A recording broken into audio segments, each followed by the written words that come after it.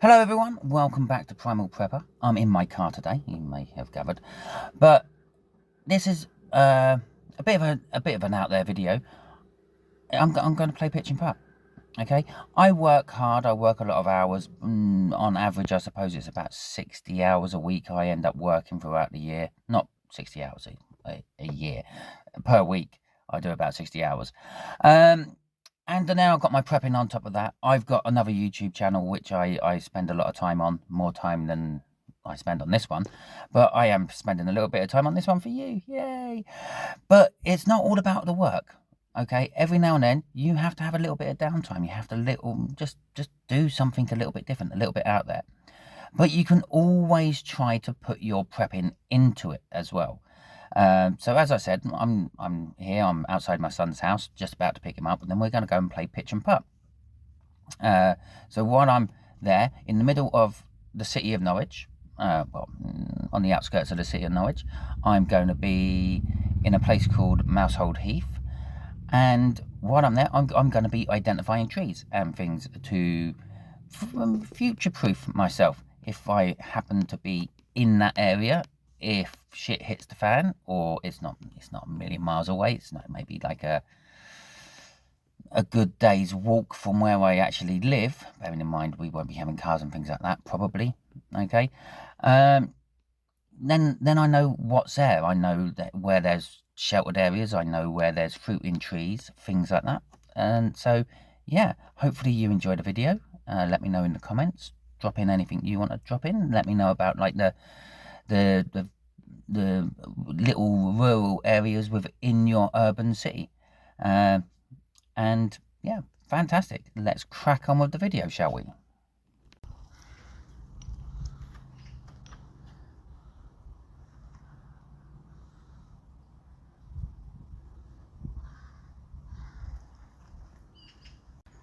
So here we are on hole 2, and it's just down there. But this is starting to get into the wooded area. Hole 1 was a bit open. So around me at the moment we've got oak trees and various other trees. So you get your acorns from here later on. But I've also seen a few squirrels and magpies. So there's a bit of wildlife around as well, just in case you need to eat it.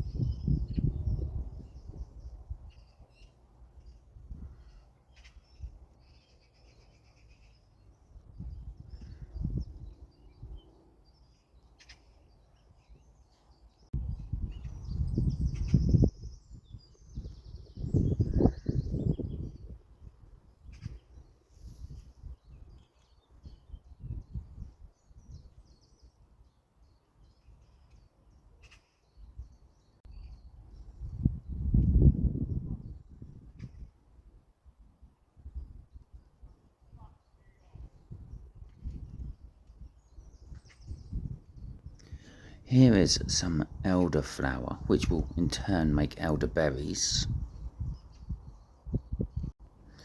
So, if any of you know what this vine is, please let me know in the comments, because I thought it might have been a grape, but I'm not sure.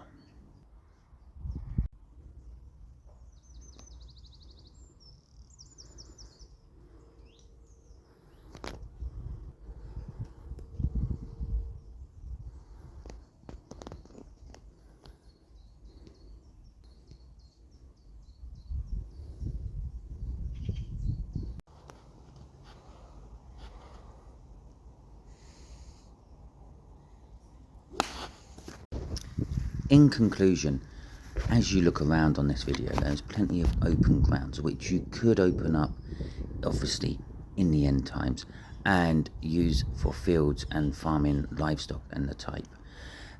Also, you'd probably find that there are deers what roam this area during the mornings and evenings.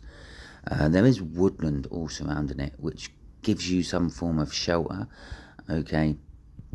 And there is plenty of deadwood. Being a golf course, they tend to take all the deadwood off the course and stack it up in places. So there's plenty of firewood to get you started. Obviously, once you've exhausted the deadwood laying around you, then have to start finding your own and drying it and the like. But all in all, I think it's quite a nice place. Plenty of fruit trees, plenty of other trees, plenty of wildlife.